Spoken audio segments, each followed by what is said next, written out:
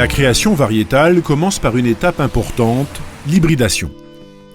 L'objectif est de produire une large diversité génétique et pour cela, les spécialistes d'Erkane réalisent chaque année de nombreux croisements entre des variétés très différentes.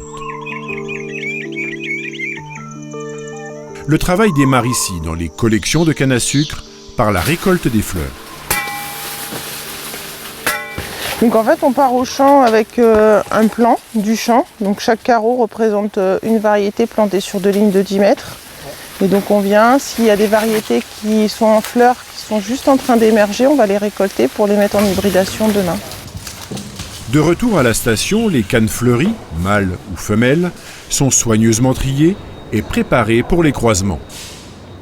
Chacun de ces assemblages constitue une famille et va être isolé sous une cloche d'hybridation le temps que la fécondation ait lieu. Donc nous sommes ici dans la grande serre d'hybridation. Nous disposons ici de 140 loges qui nous permettent de réaliser nos croisements. Le principe d'un croisement est relativement simple. On va mettre en relation des variétés mâles qui sont situées dans cette loge en hauteur avec des variétés femelles qui vont être fécondées par le pollen du mâle. Chaque année, Erkane réalise environ 2500 croisements de ce type, correspondant à plusieurs schémas d'hybridation.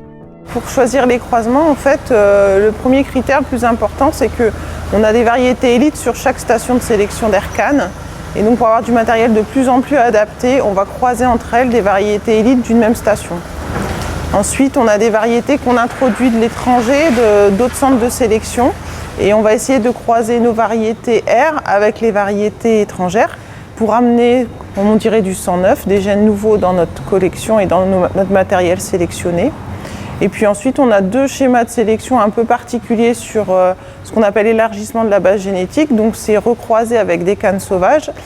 Et puis un autre schéma de sélection sur la richesse, on va essayer de croiser entre elles des cannes riches pour essayer d'améliorer la richesse au fur et à mesure. Au bout de 2 semaines, les panicules sont sorties des cloches et emballées pour que s'achève la maturation des graines qu'ils portent. Puis les graines sont récupérées et semées.